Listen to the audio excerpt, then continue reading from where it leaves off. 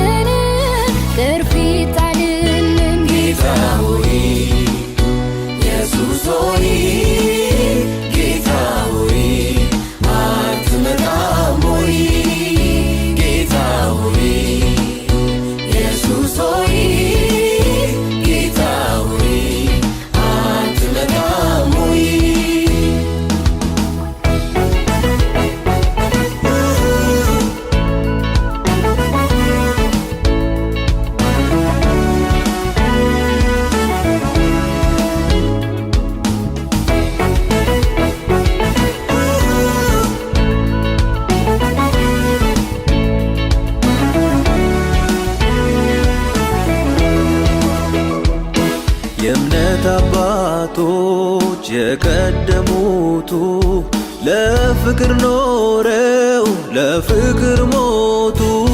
ታሪክ አንባቢ ሆነን ቀርተናል፣ ካንተ በስተቀር ማን ይችለናል?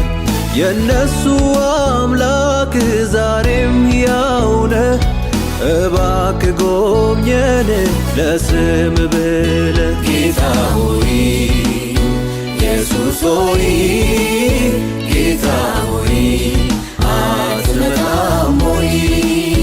ጌታ ሆይ ኢየሱስ ሆይ ጌታ ሆይ አትመጣም ሆይ?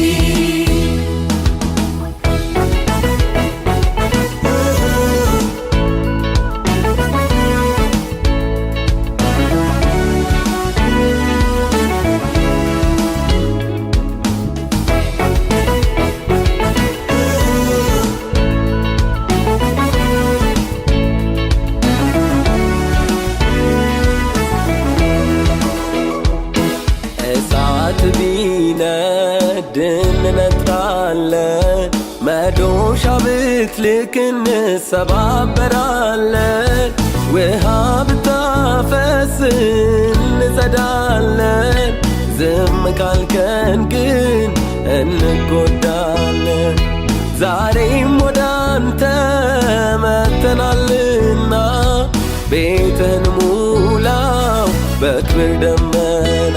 ጌታ ሆይ ኢየሱስ ሆይ ጌታ ሆይ አትመጣም ሆይ ጌታ ሆይ ኢየሱስ ሆይ ጌታ ሆይ አትመጣም ሆይ።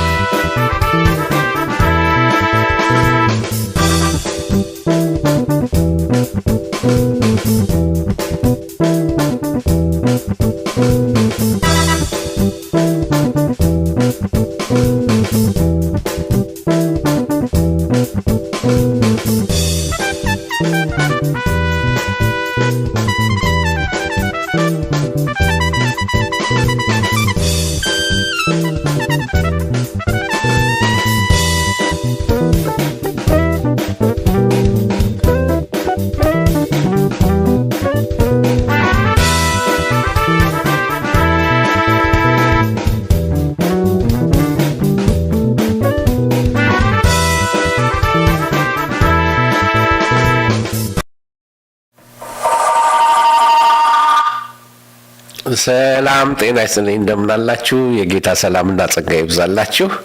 ኢየሱስ ክርስቶስ ጌታ ነው። ጌታን አመሰግናለሁ። ጌታ መልካም ነው። አንድ ጽሑፍ አንብቤ ትንሽ ፈገግ አድርጎኝ ነው እዚህ ጋር የሳኩኝ የመጣሁት።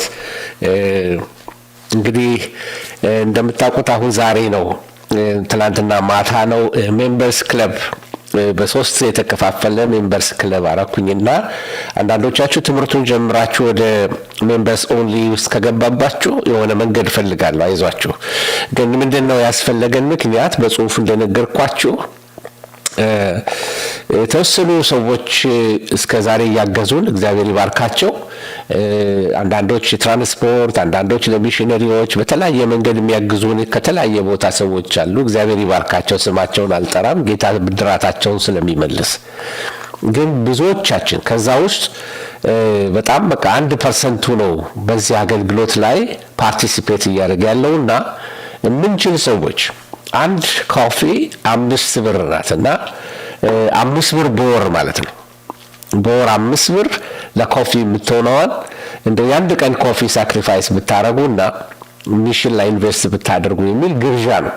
እና ይሄ በጣም የሚከብድ ከሆነ እዛ ላይ እንደውም ስታቲስቲክስ እንትን ማለት ፖል አድርጌ የነበረ ምርጫ 96% እንደውም ጥሩ ሀሳብ ነው የሚል ድጋፍ ነው ያደረጋችሁልኝና በዛ ሀሳብ ተነስቼ ነው እነዛን የተለያየ የሜምበርሺፕ ክላሶች እንትኖች ያደረኩት። እና ወደፊት የተለያዩ አይነት ሴሚናሮች፣ የተለያየ ጥያቄ መልሶች፣ ኢንዲቪጁዋል የሆኑ ጸሎቶች፣ የተለያዩ ነገሮች ካሉ የተለየ እነዚህ ሜምበርሺፕ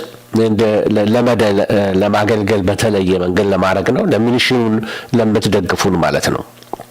ለግሌ አይደለም፣ እኔ በግሌ ቤተ ክርስቲያኔ በደንብ ትንከባከበኛለች፣ እግዚአብሔር ይባርካቸው። አሁን ግን ለእግዚአብሔር ስራ የሚሆን ኢትዮጵያ ለምንሰራው ስራ የሚያስፈልጉ ብዙ ነገሮች አሉ። አሁን በቅርብ ከ6 ወር በኋላ ሚሽነሪዎችን እንደገና ትሬን ላደርግ እሄዳለሁ እና ከያሉበት ማመጣቸው በገንዘብ ተከፍሎ ነው። ባለፈው ከ500,000 በላይ ነው ያወጣ ነው። በእናንተው ኦንላይን ተማሪዎች እግዚአብሔር ይባርካችሁ፣ በእናንተው ዶኔሽን ነው ሄደን ሰርተን የመጣ ነው። ክብር ለእግዚአብሔር ነው። ብድራቱን ጌታ ይከፍላችኋል።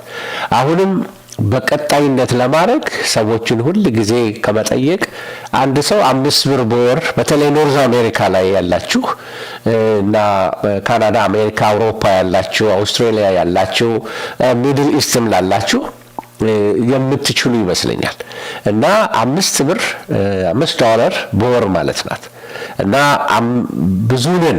አሁን ኦልሞስት 60,000 ሰው ነው ይሄንን ትምህርት እየተማረ ያለው። ክብር ለጌታ ይሁን። ባለፈው ዓመት ብቻ 1.5 ሚሊዮን ቪውወርስ እየተመለከቱት ነበረ እና ለሚሽን አገልግሎት ለእግዚአብሔር ስራ ተባበሩን ምንላችሁ ፈጽሞ ከጥቅም አንጻር አይደለም። ከዛ ላይም እንደውም 30% ዩቲዩብ ነው የሚወስደው እና ቀጥታ ለማግኘት አንችልም፣ ሌላ መንገድ ስለሌለን ማለት ነው። ስለዚህ ይሄንን የምላችሁ ለምንድን ነው? ትምህርቱን ሳይቋረጥ ነው። ግን የባሰ ከመጣ ብዙዎች የማይችሉ ከሆነ አነሳዋለሁ፣ ችግር የለም። በነፃ የተቀበልነውን በነፃ ነው የምንሰጠው። እስከዛሬም በነፃ ነው የሰጠነውና ሐሳብ አይሁንባችሁ ልላችሁ ነው። ክብር ለእግዚአብሔር ይሁን። እርግጠኛ ነኝ ድምጼም ሁሉ ነገር ክሊር ሆኗል።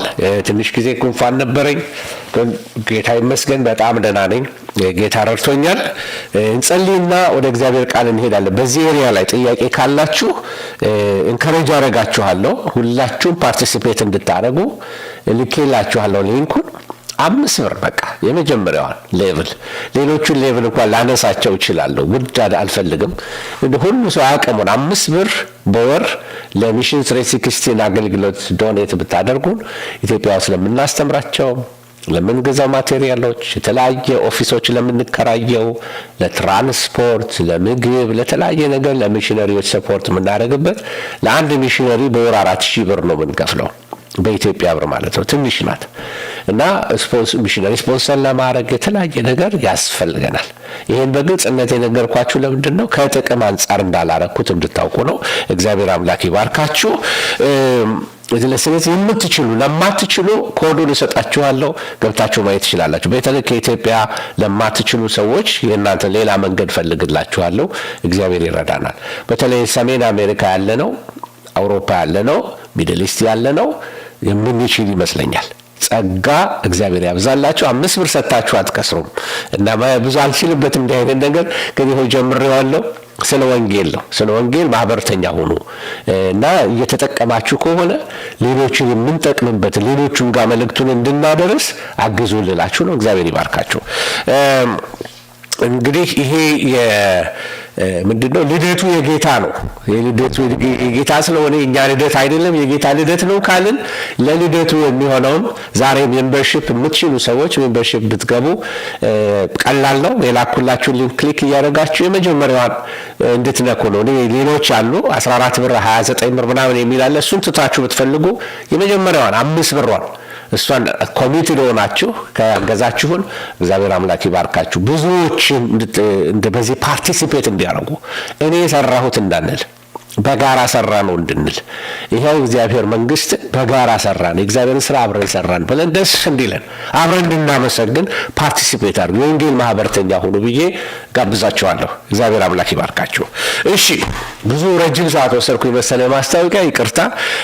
ነገር ግን አሁን ቀጥታ ወደ ምን ሄደው ወደ እግዚአብሔር ቃል ነው። ከዛ በፊት እንጸልያለን። እግዚአብሔር የዘላለም አባት ክብርና ምስጋና ለስምህ ይሁን።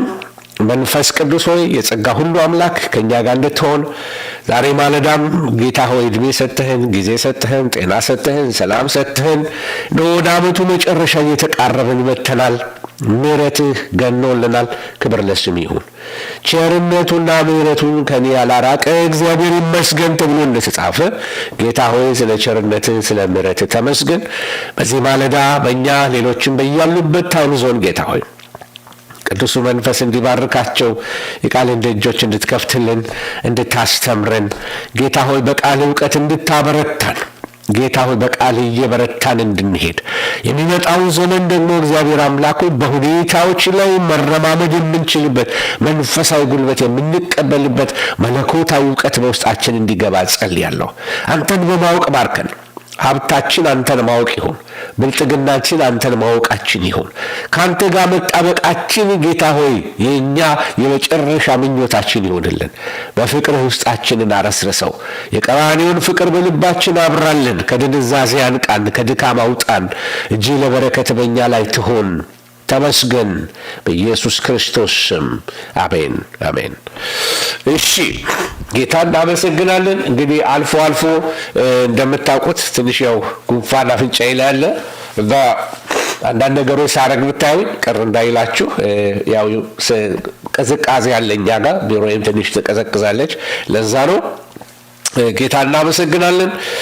እንግዲህ ዛሬ የምንመለከተው ባለፈው ልጀምረው ብዬ ያልቻልኩት ክፍል ነው። ምክንያቱም በጣም ኃይለኛ ተግዳሮት ከባህር የወጣውን አውሬ ቶፒክ ልንነጋገር ነው ያለው። ይሄ ከባህር የወጣው አውሬ ምን እንደሆነ እንነጋገራለን። ጌታ ይመስገን። ሃሌሉያ። ትክክል። ቴንክ ዩ። ምላሽን እዚህ የሚጻፈውን ቻቱ ላይ አድሚኖች ምላሽ ይሰጧችኋል። ብህሩ ቦኒታ አሉ፣ እዛ ላይ ምላሽ ይሰጧችኋል። ጥያቄ ካላችሁ ስለ ሜምበርሺፑ እነሱን ጠይቋቸው። እኔ ቀጥታ ወደ ትምህርቱ ገባለሁ። እግዚአብሔር ይባርካችሁ። እሺ፣ ስለዚህ ዛሬ ልንመለከት ያለው ስለ አውሬው ነው የምንነጋገረው። ስለ አውሬው ነው እና አውሬው ማን ነው ለሚለው ሄዳችሁ ራእይ 13 ላይ ስትመለከቱ ራእይ ምዕራፍ 13 ቁጥር ከ1 እስከ 10 ነው ማየው፣ እስከ 19 ሁለት አውሬዎች ነው የሚገለጡት። እኔ ግን ማየት የምፈልገው የመጀመሪያውን አውሬ ብቻ ነው። ዛሬ ጊዜ ካለኝ ሁለተኛውን አውሬ ለማየት ሞክራለሁ፣ ግን ለማጥናት እንዲመችን አውሬዎቹን ሁለት ቦታ አደርጋቸዋለሁ። የመጀመሪያው አውሬ ከባህር የወጣው አውሬ ይህንን የሚመስል አውሬ ነው በመልኩ ላይ እና በኋላ ቃሉ ሳነብላችሁ ታስተውሉታላችሁ። እየቀጠልን ስንሄድ እንግዲህ ራእይ 13 ላይ ከ1 እስከ 10 እግዚአብሔር ቃል የሚለውን ከመናገሬ በፊት በዚህ በመከራው ዘመን ውስጥ ነው ያለነው። በመከራው ዘመን ላይ እንግዲህ ከንጥቀት በኋላ የሚሆነው እንግዲህ መጽሐፍ ቅዱስን እስካሁን ስንከታተል እስካሁን መተናል እና ስለ ንጥቀት ተነጋግረናል። ስለ 7ቱ ማህተሞች ተነጋግረናል። ስለ 7ቱ መለከቶች እየተነጋገርን ያለነው። ከዚህ በኋላ ወደ 7ቱ ጽዋዎች ልንገባን ያለነው እና በዚህ ውስጥ የምትመለከቱት አንዱ ነገር ምንድነው? ያለንበት አሁን እየገሰገሰ ወደ እንትኑ ደርሰናል። ወደ ጸረ ክርስቶስ መገለጥ ላይ ደርሰናል። ዛሬ ስለ ጸረ ክርስቶስ ነው የምንነጋገረው። በዚህ ስለ ጸረ ክርስቶስ ስንነጋገር የሚለውን አንድ ነገር ላሳያችሁ። ንባቡን አብረን ብናነብ ደስ ይለኛል። ከዚህ ወንድም ጋር አብረን እናነባለን። አንድም አውሬ ከባህር ሲወጣ አየሁ። 10 ቀንዶችና 7 ራሶች ነበሩት። በቀንዶቹም ላይ 10 ዘውዶች በራሶቹም ላይ የስድብ ስም ነበረ። ያየሁትም አውሬ ነብር ይመስል ነበር። እግሮቹም እንደ ድብ እግሮች፣ አፉም እንደ አንበሳ አፍ ነበሩ። ዘንዶም ኃይሉንና ዙፋኑን ትልቅም ሥልጣን ሰጠው። ከራሶቹም ለሞት እንደ ታረደ ሆኖ አንዱን አየሁ። ለሞቱ የሆነውም ቁስል ተፈወሰ። ምድርም ሁሉ አውሬውን እየተከተለ ተደነቀ። ለዘንዶውም ሰገዱለት፣ ለአውሬው ሥልጣንን ሰጥቶታልና። ለአውሬውም አውሬውን ማን ይመስለዋል? እርሱንስ ሊዋጋ ማን ይችላል? እያሉ ሰገዱለት። ታላቅንም ነገርና ስድብን የሚናገርበት አፍ ተሰጠው። በ42 ወርም እንዲሠራ ሥልጣን ተሰጠው። እግዚአብሔርንም ለመሳደብ ስሙንና ማደሪያውንም በሰማይም የሚያድሩትን ሊሳደብ አፉን ከፈተ። ቅዱሳንንም ይዋጋ ዘንድ ድልም ያደርጋቸው ዘንድ ተሰጠው። በነገድና በወገንም በቋንቋም በሕዝብም ሁሉ ላይ ሥልጣን ተሰጠው። ከዓለምም ፍጥረት ጀምሮ በታረደው በግ ሕይወት መጽሐፍ ስሞቻቸው ያልተጻፉ በምድር የሚኖሩ ሁሉ ይሰግዱለታል። ጆሮ ያለው ቢኖር ይስማ። ይማረክ ዘንድ ያለው ማንም ቢኖር ወደ ምርኮነት ይሄዳል። በሰይፍ የሚገደል ማንም ቢኖር ራሱ በሰይፍ እንዲገደል ይገባዋል። የቅዱሳን ትዕግሥትና እምነት በዚህ ነው። ሌላም አውሬ ከምድር ሲወጣ አየሁ። የበግ ቀንዶችን የሚመስሉ እሺ ስለ ሁለተኛው አውሬ ሲያነብ አስቆምኩት። ምክንያቱም ሁለተኛው አውሬ የሚቀጥለው ሳምንት ብንማረው ይሻላል። ስለ ፊተኛው አውሬ እንነጋገርና ስለ ፊተኛው አውሬ ስንነጋገር ከባህር የወጣ አውሬ ነው መጽሐፍ እንደሚነግረን እና ይሄ አንድ አውሬ በእንግዲህ ከባህር ወጣ ሲለን ባህር ሁሉ የሚያሳየን ሕዝብን ነው። እንደገና ደግሞ 10 ቀንዶች ነበሩት ይላል። 10 ቀንዶች ሁሉ ጊዜ የሚያሳየን ቀንድ ስልጣንን ነው የሚያሳየን። እንደዛ ማየት እንችላለን። እና ስልጣን ይዞ ይነሳል ማለት አንድ ትልቅ እንደ ባለስልጣን ሆኖ የሚነሳ ከባህር የሚወጣ ወይንም ከህዝብ መካከል የሚነሳ ስለ አንድ ሰው ነው የሚናገረው። ማን እንደሆነ እሱ ለመግለጥ ነው። ሲቀጥል ምን ይላል? በላዩ ላይ ደግሞ ዘውዶች ነበሩት። አንድ አይደለም 10 ቀንዶች ስለሆኑ 10 ዘውዶች አሉ ማለት ነው። 10 ስልጣን ያላቸው አገሮች 10 መንግስታት ይነሳሉ። ታስታውሳላችሁ በዳንኤል መጽሐፍ ላይ 10 ጣቶች ታስታውሳላችሁ። ከነሱ ጋር የሚሄድ ነው ይሄ እና በራሶቹም ላይ ይላል የስድብ ስም ነበረ። ይሄ በሮማውያን ኤምፓየር በሮም ኤምፓየር ነበሩት በእንደዛ በአማልክቶቻቸው ላይ አንዳንድ የስድብ ስሞች አሉባቸው ማለት ነውረኛ ስም ያላቸው ማለት ነው። እና ያየሁትም አውሬ መልኩን ሳየው አውሬው ነብር ይመስላል ይላል። ነብር ይመስላል። እግሮቹ እንደ ድብ እግሮች ናቸው። አፉ እንደ አንበሳ አፍ ነበሩ። ተመልከቱ። እና ሲቀጥል ይላል ዘንዶ ይላል። ተመልከቱ ዘንዶ ወይንም ደግሞ ድራጎኑ ኃይሉንና ዙፋኑንም ትልቅን ስልጣን ሰጠው ይላል። ስለዚህ የሚነሳው በማን ስልጣን ነው? በዘንዶ ኃይል ይነሳል፣ በሰይጣን ማለት ነው። እና በዛ በትልቅ ስልጣን ነው የሚነሳው እና ማለት ምልክቶች የሚያደርግበት፣ ተአምራት የሚያደርግበት፣ የሚያጠፋበት ኃይለኛ ጉልበት ይዞ ነው የሚነሳው። እና ከራሶቹም ለሞት እንደታረደ ሆኖ አንዱን አየሁ ይላል። ከ10 ራሶች አንደኛው ይገደላል። ለሞቱ የሆነው ቁስል ደግሞ ተፈወሰ ይላል። ከሞተ በኋላ ይነሳል ወይም ፌክ የሆነ ትንሣኤ ያደርጋል ማለት ነው። ክርስቶስን ለመምሰል ማለት ነው። እና ምድር ሁሉ አውሬውን እየተከተለ ተደነቀ ይላል። ከዛ ምን ይላል? ለዘንዶ ሰገዱለት። አያችሁ፣ ዘንዶ ያስነሳው ይህንን አውሬ ነው፣ ከባህር የወጣውን አውሬ ነው። ግን የሰገዱት አሁን ለማን ነው? ለዘንዶ ሰገዱለት፣ ለሰይጣን ሰገዱለት። ሰይጣን የሚያስነሳው ጸረ ክርስቶስ ዓላማው ምን ማድረግ ነው ማለት ነው? ለሰይጣን ሰዎችን ማሰገድ ነው ማለት ነው። ሲቀጥል ለአውሬውን ስልጣን ሰጥቶታልና አውሬውን ማን ይመስለዋል? እርሱንስ ሊዋጋ ማን ይችላል? እያሉ አሁን ደግሞ ለጸረ ክርስቶስ ወይም ለአውሬው ሲሰግዱለት ትመለከታላችሁ። እሺ እንግዲህ ይሄንን ላሳያችሁ የፈለኩት ለምንድን ነው? ስለ አውሬው ስንነጋገር ይሄ አውሬ አዲስ አውሬ አይደለም፣ የነበረ አውሬ ነው። እና ምን ማለት እንደሆነ አሳያችኋለሁ። ይሄ ከባህር የወጣው አውሬ ስልጣን ይዞ የተነሳ ነው። ያስነሳው ስልጣኑን ሰጥቶ ያስነሳው ደግሞ ዘንዶ ነው። ዘንዶ በመጽሐፍ ቅዱስ የቀደመው ዘንዶ ተብሎ የተጻፈው ሰይጣን ነው። ስለዚህ በዚህ በራእይ 13 ላይ የምንመለከተው ስለ ጸረ ክርስቶስ ነው። አውሬው ከባህር ወጣ የሚለን ባህር ብዙ ጊዜ ህዝብ ወይም አህዛብን ነው የሚያሳየው።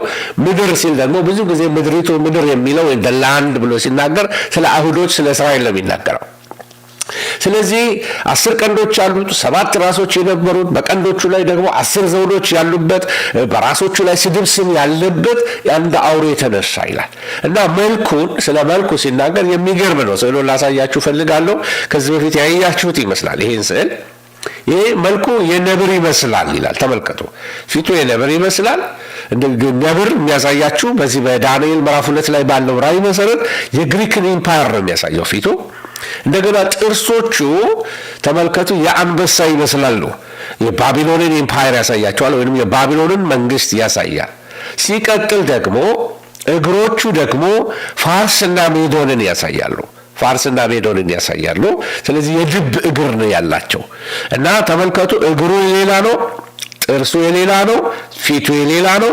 እንደገና እንግዲህ ይሄ ስትመለከቱ ይሄ በኋላ ላይ ከባህር የወጣው አውሬ እነዚህን 3 መንግስታቶች ጨፍልቆ መጨረሻ ላይ የሚነሳ መንግስት እንደሆነ የባቢሎን የአንበሳ ብርታት ያለው የነብር ቁጣ ኃይል ያለው ወይም እንደ ግሪክ መንግስት የሆነ በእውቀት እንደ ባቢሎን መንግስት ያለ በጣም አስተዳደራዊ እውቀት ያለው እንደ ፋርስ መንግስት የሚሊተሪ ፓወር ያለው ትልቅ መንግስት ሆኖ እንደሚነሳ ትመለከታላችሁ።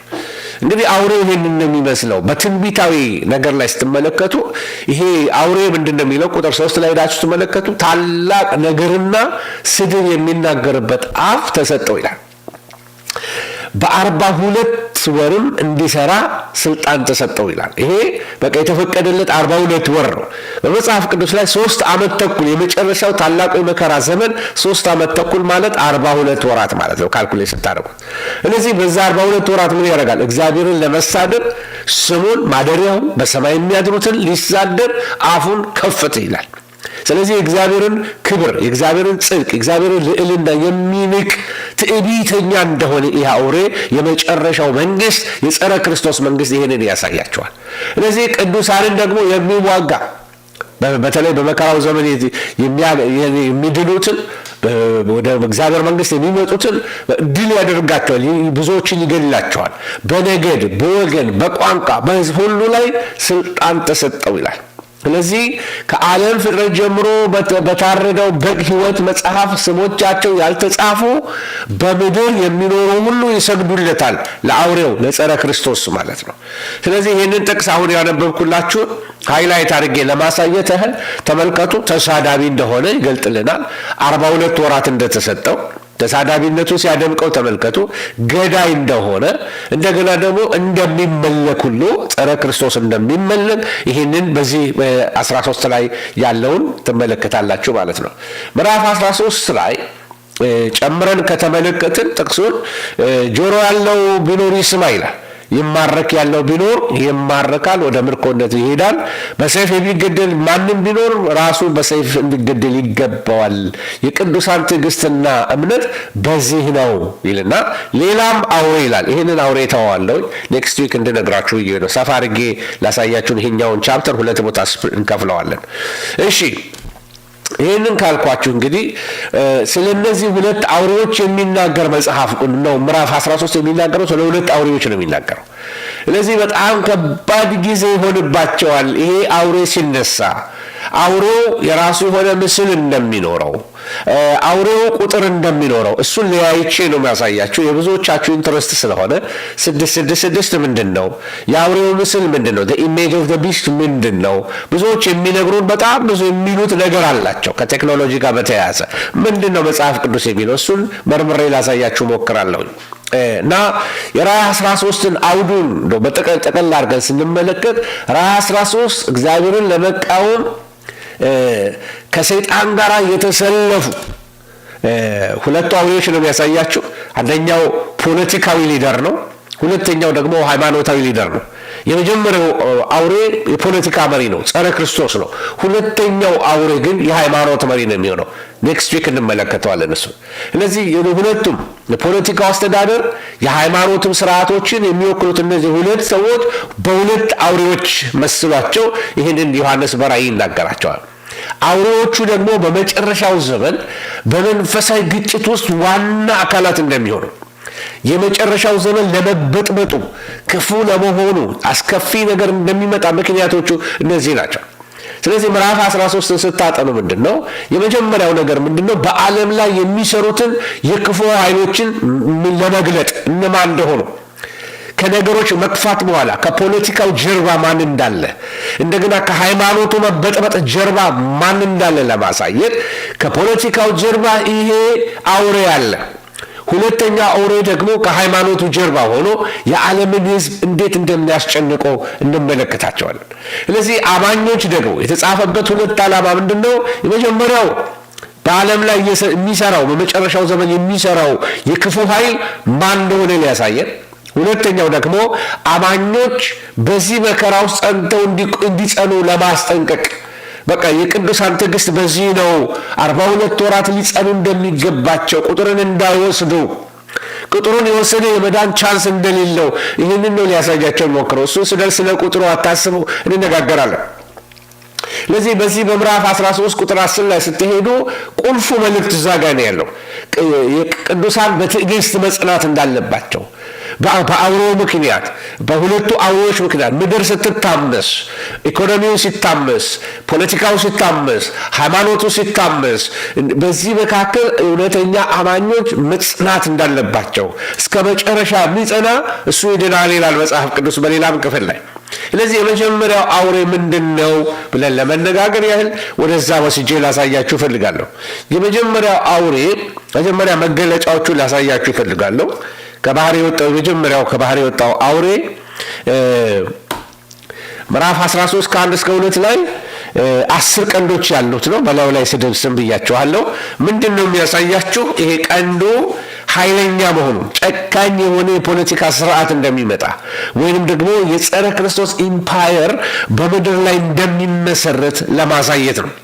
ይህንን ከተነጋገርን ስለዚህ የሚመጣው ዘመን እንዴት የከፋ እንደሆነ ያሳይና ዳንኤል 7 ደግሞ ስለዚህ ሲናገር በእነዚህ በአውሬዎች የተመሰለው ዳንኤልም ላይ እንደዚሁ በተመሳሳይ ትመለከቱታላችሁ። ምንድነው ዳንኤል ላይ የሚለው? ስለዚህ ያሳያችኋለሁ ትንሽ ቆይቼ። አንዱ የአውሬው መገለጫ ወይንም ድራጎን ነው የሚለው እንግሊዝኛው ቃል ላይ ድራጎኑ ወይንም ደግሞ አውሬው ስልጣን ይሰጠዋል። ራእይ 13:2 ነው አሁን እየተናገርኩ ያለው እና ዘንዶ ለአውሬው ወይንም ለጸረ ክርስቶስ ኃይል ይሰጠዋል፣ ዙፋን ይሰጠዋል፣ ስልጣን ይሰጠዋል። ስለዚህ ዙፋን ሰጥቶ ስልጣን ከሌለው ምንም ዋጋ የለው። ስለዚህ ስልጣን ይሰጠዋል፣ ከዚህ የተነሳ ጨካኝ ይሆናል። ዙፋን ይሰጠዋል፣ ሁሉን መግዛት ይችላል። አካባቢውን ማለት አገርን ዓለምን ለመግዛት ጉልበት ያገኛል። ኃይል አለው፣ የሚሊተሪ ኃይል አለው፣ የተሰጠ ኃይል አለው። በጣም አጋንንት ሞቢላይዝ ያደረገለት ትልቅ ሰራዊት ይኖረዋል። ስለዚህ ከዚህ ውስጥ አንዱ የምንመለከተው ምንድነው? እነዚህ እግዚአብሔርን የሚቃወሙ ምድራዊ ኃይሎች ኃይላቸውን ከየት እንደሚያገኙ አንዱ መንፈሳዊ ነገር እንማራለን። እነዚህ ከጸረ እግዚአብሔር የሆኑ ተቋማቶች የእግዚአብሔርን መንግስት የሚጠሉ፣ የጽድቅን መንግስት የሚጠሉ፣ የዘላለም ሕይወት እንዳይሰበክ የሚከላከሉ ኃይላት ከኋላቸው የሚነዳቸውና የሚያንቀሳቅሳቸው ስልጣንና ኃይል የሚያገኙት ከአውሬው እንደሆነ ትመለከታላችሁ። በተለይ በመጨረሻው ዘመን ላይ ከባድ ይሆናል። በዚህ ውስጥ አንዱ የምንመለከተው ነገር ምንድነው? ቅድም እንዳልኳችሁ ስልጣን አለው ብያችኋለሁ። ስልጣን ብቻ አይደለም፣ የአውሬው አምልኮ ይደረጋል። ምዕራፍ 13 ላይ ከ3 እስከ 4 ሄዳችሁ ትመለከቱ። አውሬው ከሞተ በኋላ ወይንም ደግሞ ከቆሸለ በኋላ በተአምራዊ ሁኔታ ካገገመ በኋላ በዓለም ላይ እንደ ትልቅ ነገር ይመለካል። ማን እሱን የሚመስለው አለ ተብሎ መጀመሪያ ያስመልኩት የነበረው ዘንዶውን ነበረ፣ ስልጣን ሰጪውን ነበረ። አሁን ግን የሚያመልከው ማን ይሆናል ማለት ነው? ሰዎቹ ጸረ ክርስቶስን ማምለክ ይጀምራሉ። ማን እንደሱ አለ ይላሉ።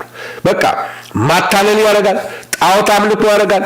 በቃ ይሄ የሰይጣን ዋና ዋና እቅዶችን ነገሮች በሙሉ ያከናውናል።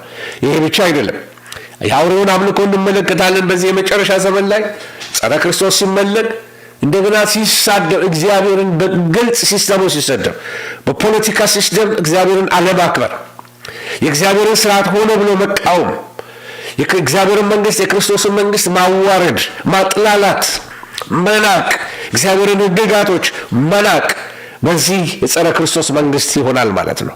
በራእይ 13 ከ5 እስከ 7 ሄዳችሁ ስትመለከቱ የምታዩት ይህንን ስድብ ሲያስነሳ ብቻ አይደለም፣ ስድብ ሲሳደብ ሰማይን እየተሳደበ በምድር የሚኖሩትን በመከራው ዘመን የሚኖሩትን ቅዱሳን ደግሞ ያሳድዳቸዋል።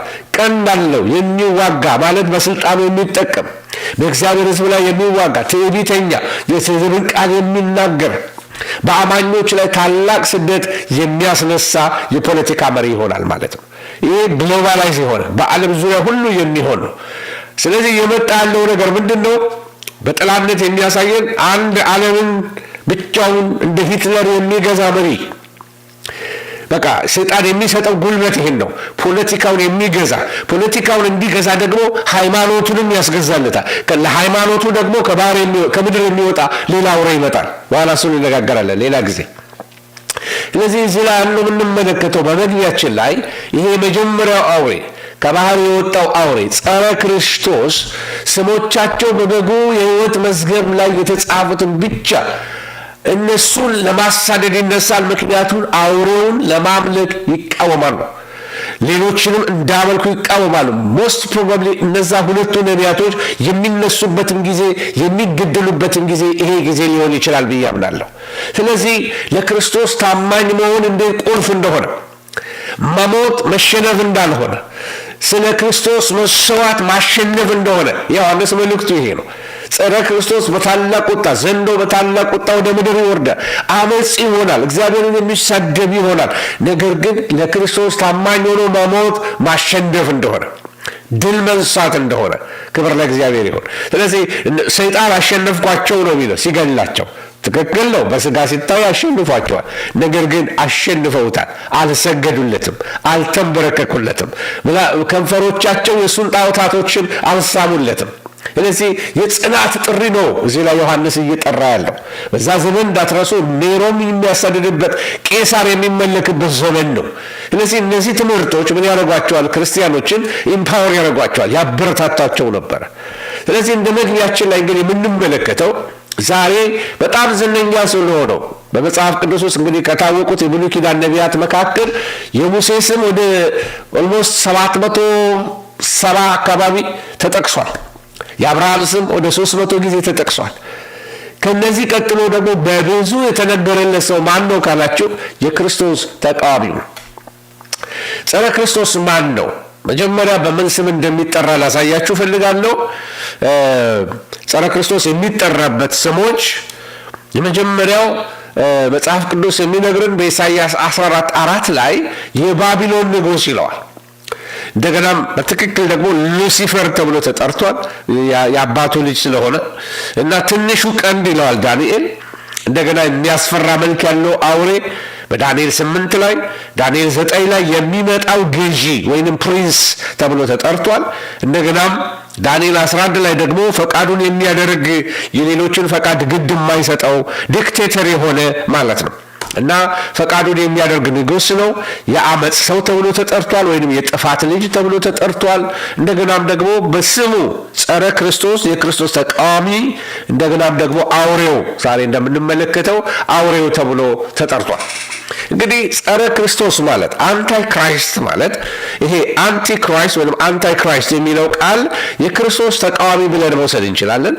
ሌላው ደግሞ የግሪክኛው ሁለተኛው ትርጉም ደግሞ ክርስቶስን መስሎ የሚሰራ አስመስሎ የሚሰራ ክርስቶስን መስሎ የሚመጣ መሳይ ክርስቶስ ማለት ነው። ጸረ ብቻ አይደለም መሳይም ነው። ኢየሱስ የሚያደርገውን ሁሉ ማድረግ ይፈልጋል። ታምራቶች ኢየሱስ ያደርግ ነበር፣ ማድረግ ይፈልጋል። ከሞት ኢየሱስ ተነስቷል። ያንን የሚመስል መሳይ ክርስቶስ ነው። ልክ ብዙዎችን በማታለል እንደሚያስታቸው መጽሐፍ ቅዱስ ይነግረናል። ስለዚህ የጸረ ክርስቶስ በብዙ ስሞች በመጽሐፍ ቅዱስ ላይ ተጠርቶልናል። ስለ ጸረ ክርስቶስ የማናቃቸው ነገሮች አሉ። ብዙ ሰዎች ጥያቄ ይጠይቃሉ። ፓስተር ጸረ ክርስቶስ ሶሪያዊ ነው ወይ? ጸረ ክርስቶስ ሶሪያዊ ነው፣ ጸረ ክርስቶስ ኢትዮጵያዊ ነው፣ ጸረ ክርስቶስ እንደዚህ ነው የሚባል ነገር አልተጠቀሰልንም በመጽሐፍ ቅዱስ ላይ። ነገር ግን ስለ ጸረ ክርስቶስ ባህሪያቶች ስለተጠራበት ስሞች ተነግሮናል። ለምሳሌ ጸረ ክርስቶስ የመጨረሻውን የሰው መንግስት የሚመራ ሰው ነው። ምን ማለት ነው? ይሄ የዳንኤል 2 ላይ የምታውቁት ያሁን ምስል እንዳለ ራሱ ወርቅ የሆነ ደረቱ ብር የሆነ ወገቡ ናስ የሆነ እግሮቹ ብረት የሆነ ጣቶቹ ደግሞ ሸክላና ብረት የተቀላቀሉት ያ ምስል ልክ እንደዛው የመጨረሻውን 10 ጣቶች ወይንም ደግሞ ሪቫይቭድ ሮማን ኢምፓየር ወይንም ደግሞ እንደገና ያንሰራራ የመጨረሻ አውሮፓ አካባቢ መንግስቱን የሚያጸና አንድ የሚነሳ መንግስት አለ። በነገራችን ላይ የሮም መንግስት በሌላ መንግስት አልተቀየረም። ባቢሎን በፋርስና ሜዶን ተቀይሯል። ፋርስና ሜዶን በግሪክ ተቀይሯል። ግሪኮች በሮማውያን ተቀይረዋል። ሮማውያን ግን በምንም አልተቀየሩም። የሮም መንግስት ከፈረሰ በኋላ እንኳን ለ1000 ዓመት ዝም ብሎ ቀጥሎ ነበረ። ነገር ግን ከዛ በኋላ እንደገና ግሎባል የሆነ ኤምፓየር የሚነሳው በጸረ ክርስቶስ ይሆናል። ግን ደካማና ብርቱ ይሆናል፣ ሸክላና ብረት ቅልቅል ይሆንበታል ይላል። ያችን የመጨረሻው ምስል መጥቶ ዱቄት የምታደርገው ከተራራ ላይ የተፈነቀለችው ድንጋይ ናት። ያ ድንጋይ የኢየሱስ ክርስቶስ መንግስት ነው፣ ወይንም የእግዚአብሔር መንግስት ናት ከሰማይ የምትመጣው። የኢየሱስ መምጣት የሰው መንግስት ያፈራርሳል።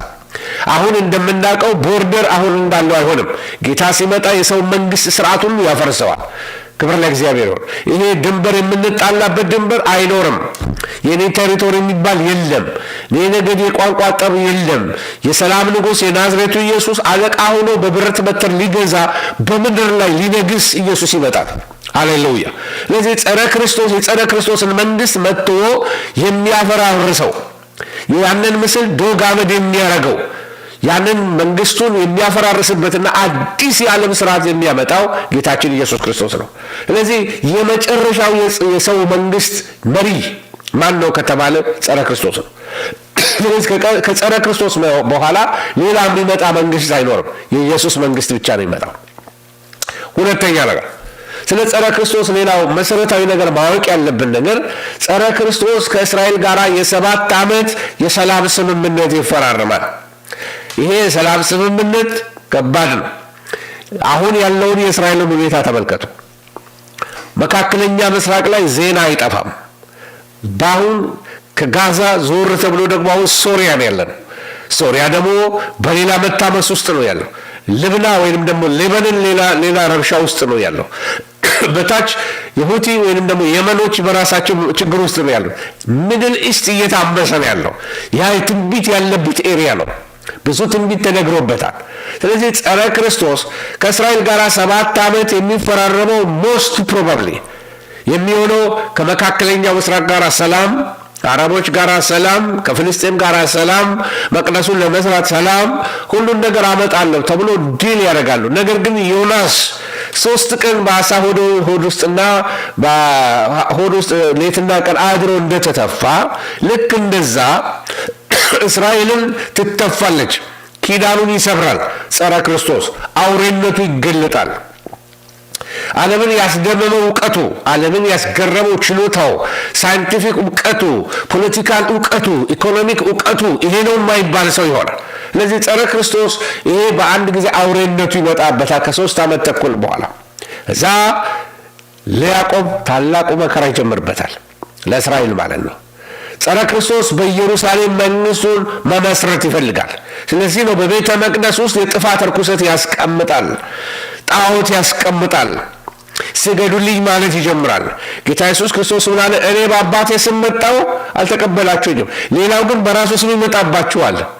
እሺ የዛን ጊዜ ነው አይኖቻቸው የሚከፈተው። አይሁዶች ኢየሱስን እንደሰቀሉት ጌታ እንደገና ሪቫይቫል በአይሁዶች መካከል ያደርጋል። ስለዚህ ጸረ ክርስቶስ በኢየሩሳሌም ተቀምጦ መግዛት ይፈልግ ይሆናል። ጸረ ክርስቶስ ሌላው በመጨረሻው በአርማጌዶን ታላቅ ጦርነት ያስነሳል። አሁን ባለንበት ሁኔታ ብዙዎች አርማጌዶን ይላሉ። ጥላውን እያየን ነው። የምጣሩ እየጀመረ ነው አሁን ያለው። በሶሪያ የሆነውን ተመልክታችኋል። መንግስታት እየፈራረሱ ነው ያሉት። አካባቢው ላይ ያሉ ነገሮች እየተለወጠ ነው። ፖለቲካው እየተለወጠ ነው። ሰላምና ደህንነት ነው ሲሉ ድንገት ምጥ እንደሚመጣ በእርጉዝ ላይ ልክ እንደዛ ለእስራኤል ድንገተኛ ምጥ ይመጣል። ከነዚህ ጊዜያቶች በኋላ ማለት ነው። ስለዚህ ጸረ ክርስቶስ አርማጌዶን እስኪያስነሳ ድረስ አያርፈም። አርማጌዶን ላይ ደግሞ የመጨረሻውን የኒኩለር ጦርነት ወይንም ዓለምን ሊደመስሷ ሲነሱ ጌታችን ኢየሱስ ክርስቶስ በክብር ሰማያትን ሰንጥቆ ይወርዳል። ክብር ለእግዚአብሔር ይሁን። እሺ ይሄ ገና ነካ እያረኩላችሁ ነው። አንዳንዱ ሜምበርሺፕ ክላስ ላይ ሌላ ዘግዘግ አድርጌ በጥያቄና መልስ አድርጌ አጫጭር ኖቶች ልተውላችሁ ሞክራለሁ። ሜምበርሺፕ ክላስ ውስጥ እንድትገቡ ስለምፈልግ ጌታ ይመስገን። እና ዳንኤልና ስለ ዮሐንስ ሁለቱም የተናገሩታል። ዳንኤልም ዮሐንስም ሁለቱም ማንነቱን እንዴት ወደ አለቅነት እንደሚመጣ ሁለቱም ተንብየዋል። እና ሌላው ደግሞ በምድር ላይ በመምጣቱ የሚያመጣውን ተጽዕኖ ዳንኤልም ዮሐንስም በትንቢት ተናግረውታል። ይህንን ካልኩኝ ደግሞ ሲቀጥል ደግሞ ተልእኮውን የሚቃወሙትን ለማጥፋት የሚዘረጋበት የክፋት መጠን በራእይ ሁለቱም ተመልክተውታል። ዳንኤልም ዮሐንስም ሁለቱም በትንቢት ተመልክተውታል። ይህንን እንግዲህ ያገናዘበን ሁለቱም ቦታ ስንመለከት በትንቢት መጽሐፎች ላይ እንዴት እንደተገለጠ ሁሉን ነገር መመልከት እንችላለን። እግዚአብሔር ስም የተባረከ ይሁን። ጌታ እናመሰግናለን። ምን ልላችሁ ፈልጌ ነው በዳንኤል ትንቢትና በዮሐንስ ትንቢት መካከል ሁለቱ እንዴት ተመሳሳይነት ተወራራሽነት እንዳለ። ነገር ግን ተመልከቱ የጊዜያቸው በዘመናቸው መካከል ያለው ክፍተት ወደ 600 ዓመት ክፍተት ነበረ በዳንኤልና በዮሐንስ መካከል። ነገር ግን ትንቢታቸው አንዱ ካንዱ ጋር በጣም የተገጣጠመ ነበረ። ትንቢታቸው አንዱ ከአንዱ ጋራ በጣም የተወራረሰ ነበርና የሚያስገርም አይነት አላይመንት ትመለከታላችሁ። እና ትንቢታቸው ሲነጻጸር በጣም አስገራሚ በሆነ መንገድ ተመሳሳይ ነው። 600 ዓመት የተለያዩ ቢሆንም የዮሐንስ ራእይ፣ የዳንኤል የዘመን ፍጻሜ ትንቢት፣ በተለይ የዳንኤል ትንቢት ቅጥያው የዮሐንስ ራእይ ነው። የዳንኤልን ትንቢት የሚፈጽመው የዮሐንስ ራእይ ነው። ስለዚህ ዮሐንስ ራእይን ለማጥናት የሚፈልግ ሰው ዳንኤልን ቢያጠና ትክክለኛ መረዳት ይኖረዋል ማለት ነው። ሁለቱም ነቢያቶች ራእይ ተመልክተዋል። ሁለቱም ራእያቸውን ለማነጻጸር ያህል በስዕል ላሳያችሁ እዚህ ጋር። ሁለቱም ስለ ሰባው ሱባኤ፣ ስለ ሰባተኛው ሳምንት በተለይ የመጨረሻውን ሱባኤ ተመልክተዋል። ዳንኤል 9 ላይ ትመለከታላችሁ። ይሄኛው አንድ ሳምንት ይለዋል፣ ያኛው 42 ወር ይለዋል። ሁለቱም ሱባኤ ማለት እንደዛ ካልኩሌት አድርገውት ነው። ስለዚህ በጣም ተቀራራቢ ትንቢት ሁለቱም እንደተናገሩ ትመለከታላችሁ። ለዚህ በትንቢተ ዳንኤል ላይ የተጻፈው ፍጻሜ የሚያገኘው በዮሐንስ ራእይ ላይ ወይንም ማብራሪያ የሚያገኘው በዮሐንስ ራእይ ላይ እንደሆነ ትመለከታላችሁ። ሁለቱም ነቢያቶች ዳንኤልም ዮሐንስም የዓለም መጨረሻ 42 ወራት ታሪክን በመንፈስ ሁለቱም ከሩቅ ተመልክተውታል። ራእይ ምዕራፍ 12 ቁጥር 6 ላይ ስለ 42ቱ ሳምንት ይናገራል። ዳንኤል 9 ላይ ብትሄዱ ስለ እነዚህ 42 ወራቶች ይናገራል። ስለዚህ ነቢያቶቹ በትክክል ተመልክተውታል።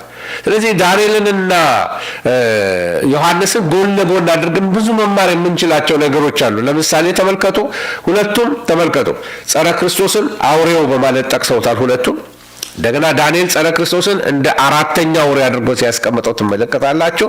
ዮሐንስም ከባህር የሚወጣ አውሬ ብሎ ስለ ጸረ ክርስቶስ ሲናገር ትመለከታላችሁ።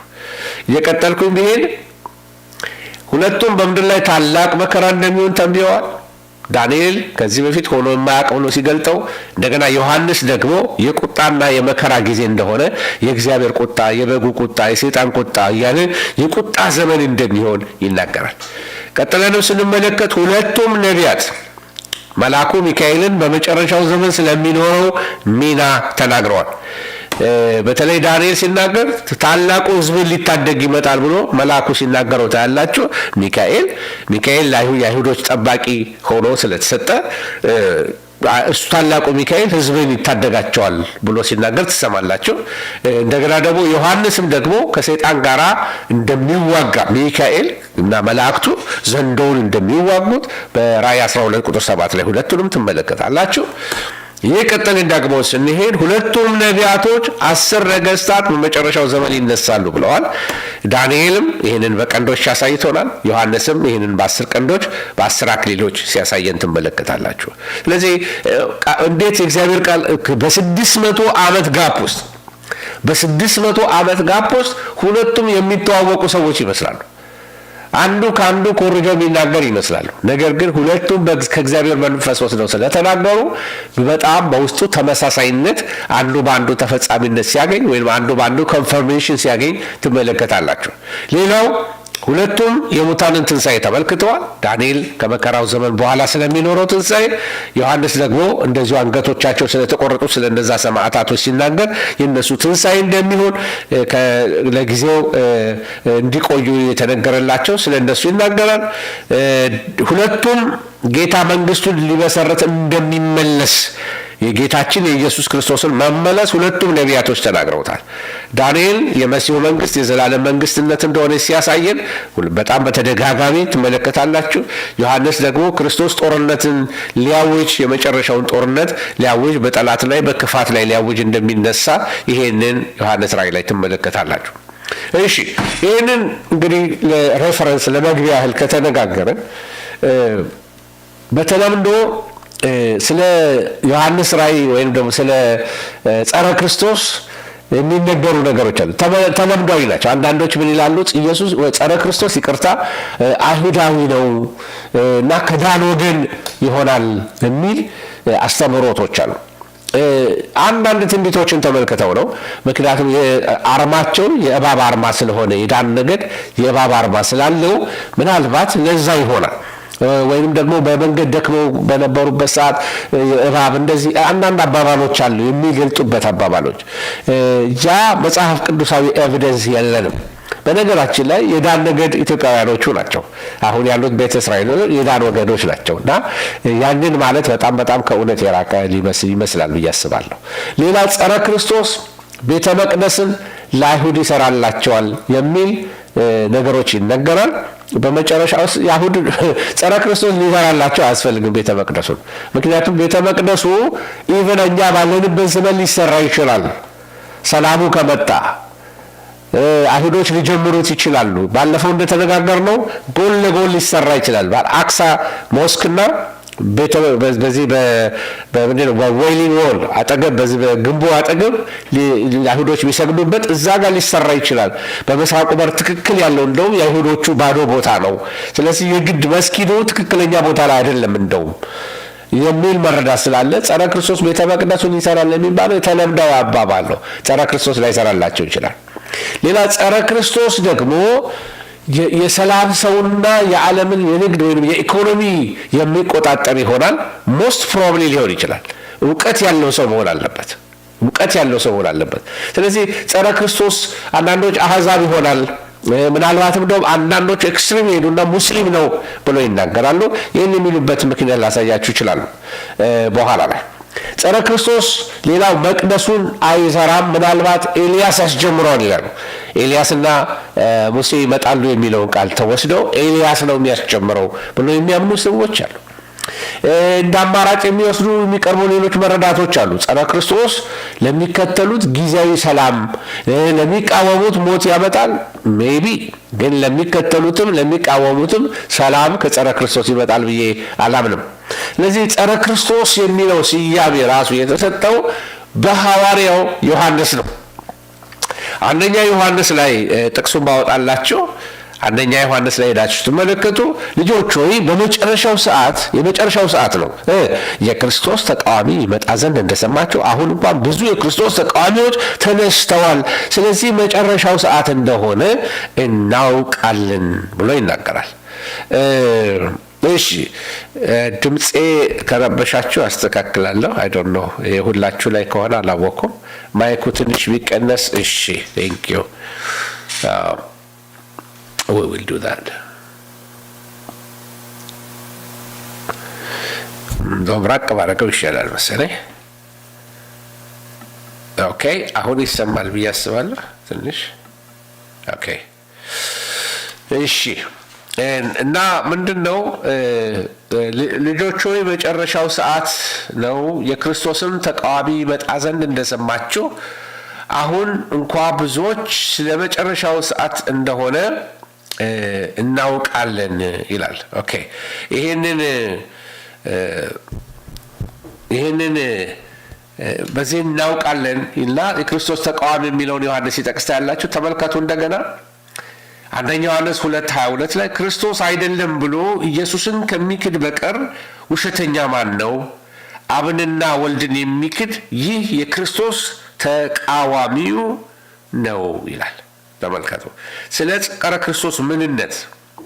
ጸረ ክርስቶስ ምንነት ሲናገር ክርስቶስ አንደኛ ጸረ ክርስቶስ ማለት ይሄ ኢየሱስን የሚቃወም ነው። ኢየሱስ ክርስቶስ በስጋ እንደመጣ የማይታመን መንፈስ ሁሉ ከእግዚአብሔር አይደለም፣ የክርስቶስ ተቃዋሚ መንፈስ ነው። ይህም እንዲመጣ ሰምታችኋል፣ አሁንም እንኳን በዓለም አለ ይላል ዮሐንስ ይህንን ሲናገር አንደኛ ዮሐንስ 4:3 ላይ። ስለዚህ ይሄ በዓለም ያለው መንፈስ የክርስቶስ ተቃዋሚ መንፈስ ነው። ክርስቶስን ዌልካም የሚል አይደለም። የክርስቶስን ጽድቅና መልካምነትን በጎነትን የሚቀበል አይደለም። ዮሐንስ 7 ላይ ሁለተኛ ዮሐንስ 7 ላይ የሚናገረው ይሄንን ነው። ብዙ ሐሳሶች ወደ ዓለም ገብተዋል አለን። እሺ እነርሱም ኢየሱስ ክርስቶስ በስጋ እንደመጣ የማያምኑ ናቸው።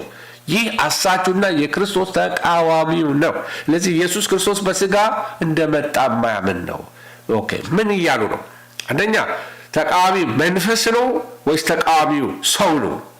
የክርስቶስ ተቃዋሚ ይሄ ጸረ ክርስቶስ የምንለው እስቲ እሱን ለይተን እንመልከት። እንግዲህ የመጀመሪያው መንፈስ ነው ካልን ይሄ ክርስቶስ ተቃዋሚው መንፈስ ነው የምንል ከሆነ ይሄ በዮሐንስ ዘመንም ነበረ። ስለዚህ የተቃዋሚው መንፈስ በዮሐንስ ዘመን ነበረ። ስለዚህ የክርስቶስ ተቃዋሚ መንፈስ ደግሞ በምን ነበር የሚገለጠው? እንደሚናገረው ኢየሱስ ክርስቶስ እሱ የእግዚአብሔር ልጅ አይደለም ብሎ የሚክድ ስለሆነ በሐሰት ትምህርቶች ውስጥ ይገለጣል አያችሁ፣ የክርስቶስ ተቃዋሚ መንፈስ አንዱ በዮሐንስ ዘመን በኖስቲሲዝም ውስጥ ሲገለጥ ታዩታላችሁ። በሐሰተኛ አስተምህሮቶች ውስጥ ኢየሱስ ክርስቶስ የእግዚአብሔር ልጅ አይደለም ብሎ በሚያምኑ ሰዎች ላይ እየሰለጠነ ያለው ምንድን ነው ማለት ነው? የክርስቶስ ተቃዋሚ መንፈስ። ኦኬ፣ ይሄ መንፈስ ነው። በዛም ዘመን ነበረ፣ አሁንም አለ። መንፈስ ስለሆነ መንፈስ አይሞትም። መንፈስ ሁሉ ጊዜ ይኖራል ለዘላለም እስከ ዘላለም ጌታ መጥቶ ወደ ሲኦል እስኪጥለው ድረስ። ሌላው ግን መመልከት ያለብን ሰው ከሆነ ደግሞ አሁን እኔ እንደምናገረው ደግሞ ጸረ ክርስቶስ ሰው ከሆነ ደግሞ አንደኛ የአመፅ ሰው ተብሎ ስም ተሰጥቶት በስም ነው ሲጠራ ስትመለከታላችሁ። እንደገና ደግሞ እንደ አምላክ ሲመለክ በመቅደስ ሲቀመጥ ሰዎች ሁሉ ሲንበረከኩለት ሲሰግዱለት እንመለከታለን። እንደገና ሰይጣን ደግሞ ልዩ ኃይል ሲያለብሰው በሰይጣን ኃይል ሲነሳ ጉልበት እንዳለው ትመለከታላችሁ ማለት ነው። ስለዚህ ጸረ ክርስቶስ በሁለት መንገድ እንየው። አንደኛ አሁንም በምድር ላይ ያለ የክርስቶስ ተቃዋሚ መንፈስ አለ። በደንብ እየሰማችሁኝ ነው። አሁንም የክርስቶስ ተቃዋሚ መንፈስ በምድር ላይ አለ። ይሄ የክርስቶስ ተቃዋሚ መንፈስ ግን ስጋ ለብሶ ይነሳል፣ ስጋ ያገኛል፣ አካል ለብሶ ይነሳል። ምን ማለት ነው? የአመፅ ሰው ሆኖ ይገለጣል። እንደ አምላክ ሊመለክ ይገለጣል። ሰይጣን ልዩ ኃይል ያለብሰዋል። በልዩ ጉልበት፣ በሚሊተሪ ኃይል፣ በፖለቲካ ኃይል፣ በልዩ ኃይል ይነሳል። ይሄ ጸረ ክርስቶስ መንፈስ ወይንም ክርስቶስን የክርስቶስ ተቃዋሚ መንፈስ አሁንም ባለም አለ። መንፈሱ አሁንም አለ። እኛም ስለ ጸረ ክርስቶስ እንዳንሰብክ የሚያስተጓጉልብን ጸረ ክርስቶስ መንፈስ ነው። በቅድስና እንዳንኖር፣ በጽድቅ እንዳንኖር፣ ነገሮች እንዳይገጣጠሙና ፍሬ እንዳናፈራ የሚያስተጓጉለን፣ ቤተክርስቲያን እንዳታድግ፣ ቤተክርስቲያን ፍሬ እንዳታፈራ፣ እግዚአብሔርን እያከበርን እንዳንኖር የሚያሰነካክለን የጸረ ክርስቶስ መንፈስ ነው። ነገር የሚዘጋጋ የሚያዘገይ ማለት ነው። ሰው ሆኖ ደግሞ በአካል ይገልጣል። በመጨረሻው ዘመን ላይ የአመፅ ሰው ሆኖ ይመጣል። አምልኮኝ እያለ ይመጣል። ቁጥር ይዞ ይመጣል። ገበያውን የሚቆጣጠርበት ፖለቲካውን ስለሚቆጣጠር ትልቅ ሰው ይሆናል። ዓለም የሚሰግድለት ሰው ይሆናል። ግን the spirit behind የጸረ ክርስቶስ መንፈስ ነው። ስለዚህ ስለ ጸረ ክርስቶስ የሚክዳቸው ሶስት ነገሮች አሉ። አንደኛ የኢየሱስ ክርስቶስን መለኮትነት ይክዳል። ኢየሱስ የእግዚአብሔር አምላክ መለኮት እንደሆነ ይክዳል። ሁለተኛ የኢየሱስን የእግዚአብሔር ልጅነት ይክዳል። ኢየሱስ የእግዚአብሔር ልጅ አይደለም ብሎ ይክዳል። እንደገና ወልድ ከአብ ጋር ያለውን ህብረት ይክዳል። ይህንን በምዕራፍ 2 ቁጥር 22 ላይ ታገኙታላችሁ። ዮሐንስ ይህንን በደንብ ይገልጠዋል። ስለዚህ ይህንን ተመልክተው ነው አንዳንዶች ምናልባት ጸረ ክርስቶስ ሙስሊም ሊሆን ይችላል የሚሉት ኢየሱስ መለኮት አይደለም ስለሚል ትምህርታቸው ፎዛት ማተር ጆሆቫ ዊትነስም መለኮት አይደለም ብሎ ነው የሚያምነው። ሌሎችም አሉ መለኮት አይደለም ብሎ የሚያምኑ ብዙ ሃይማኖቶች አሉ። ስለዚህ የኢየሱስን መለኮትነት የሚክድ ስፒሪት በዓለም ላይ አለ። አሁንም ኢየሱስ የእግዚአብሔር ልጅ መሆኑንም የሚክድ መንፈስ በዓለም ላይ አለ። ወልድና አብ እኔና አብ አንድ ነን ብሎ የተናገረበትን የህብረቱን ፌሎሺፑን የሚቃወሙ ብዙ ሰዎች አሉ። ይሄ ጸረ ክርስቶስ መንፈስ አሰራር ነው። አካል ለብሶ ሲገለጥም እነዚህን ነገሮች ተግባራዊ ያደርጋቸዋል። ቅድም እንዳልኳችሁ ጸረ ክርስቶስ የተጠራበትን ስሞች ለማስታወስ አንደኛ ታናሹ ቀንድ ተብሎ ተጠርቷል። እንደገና ህገወጥ ሎውለስ ይሆናል። በሁለተኛ ተሰሎንቄ ላይ ስትመለከቱ ህግን ይቀይራል፣ እግዚአብሔርን ስርዓት ይገለባብጣል። አሁን በጣም በትንሹ ምሳሌ ልስጣችሁ። ስለ ፕሮናውን ሰምታችሁ እንደሆነ አሜሪካን ሀገር እና በዚህ በሰሜን አሜሪካ ላለ አይደል አውሮፓ ላይ ምን ላይ እንዳላችሁ አላውቅም። በሰሜን አሜሪካ በተለይ በአሜሪካን ሀገር በፕሮናውን ጉዳይ በተለይ ካናዳና አሜሪካ በጣም የተሳከረ ነበረ ትራምፕ እስከሚነሳበት ጊዜ ድረስ። ፕሮናውን ማለት ነው አንድ ሰው ተጠርቶ እኔን ለምሳሌ ሺ ብላችሁ ጥሩኝ እና ዘይ ብላችሁ ጥሩኝ። ዊርድ የሆነ ግራማቲካሊ ራሱ ልክ አይደለም እና ዘይ ብላችሁ ጥሩኝ፣ ኢት ብላችሁ ጥሩኝ ይላሉ አንዳንዶቹ። ሰዎች ወደ እንስስነት አስተሳሰባቸውን ትውስችን እየሆነ ነው።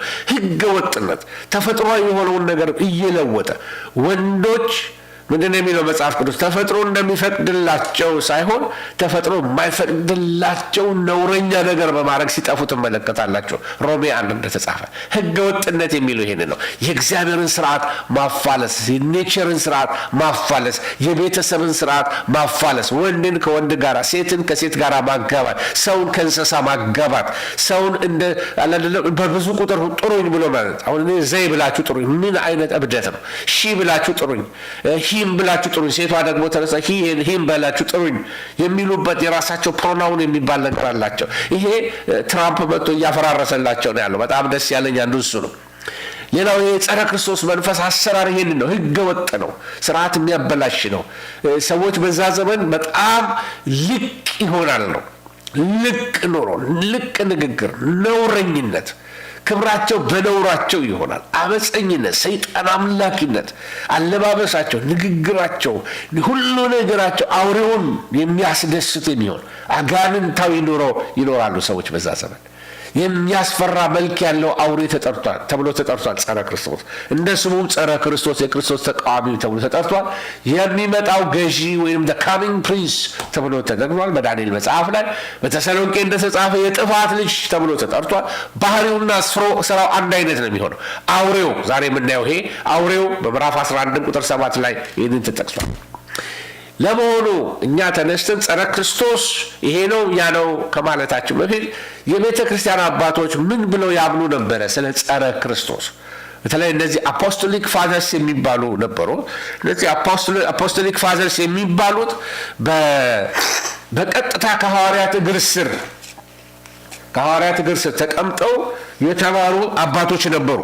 ለምሳሌ ዮሐንስ ደቀ መዝሙር ያደረጋቸው ሰዎች ነበሩ። እንደነ ፖሊካርፕ የሚባሉ ሰዎች ነበሩ።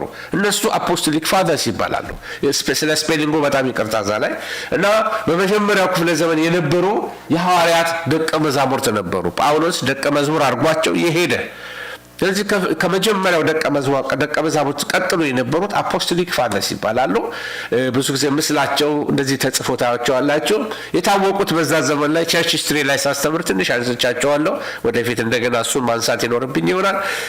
ክሌመንት ኦፍ ሮም የሮማው ቀለምጦስ፣ ማቴቴስ፣ ፖሊካርፕ ቅድም ያነሳሁት፣ ኢግኔሽየስ፣ በርናባስ፣ ፓፒያስ፣ ጀስቲን ማየር፣ ኢሬኒየስ የሚባሉ ሌሎችም ሰዎች ነበሩ።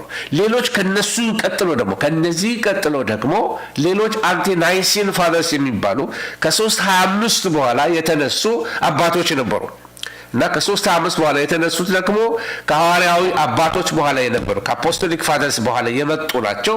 ከኒቂያ ጉባኤ ቀደም ብለው ከ325 በፊት የነበሩ ማለት ነው። እነሱም ደግሞ እነዚህ ናቸው። ስማቸው መጥቀስ አያስፈልገኝም። ሄርማስ፣ በርናባስ፣ ጀስቲን ማየር፣ ኢሬኒየስ ኦፍ ሊዮን፣ ኦሪጂን ወይም ኦርጌኖን ብሎ ይጠሩታል በግዕዝኛ።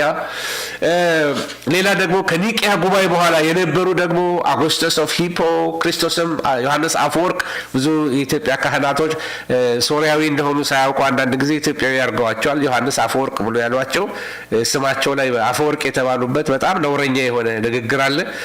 እሱን ልጠቅስላቸው አልፈልግም። የሃይማኖት ብሽሽቅ እንዳይመስል አልፈልገው። ሌላ አውሲቢዩስ የሚባሉ አባቶች ነበሩ፣ ስመጥር የነበሩ። እነዚህ አባቶች በተከታታይ የነበሩ ናቸው።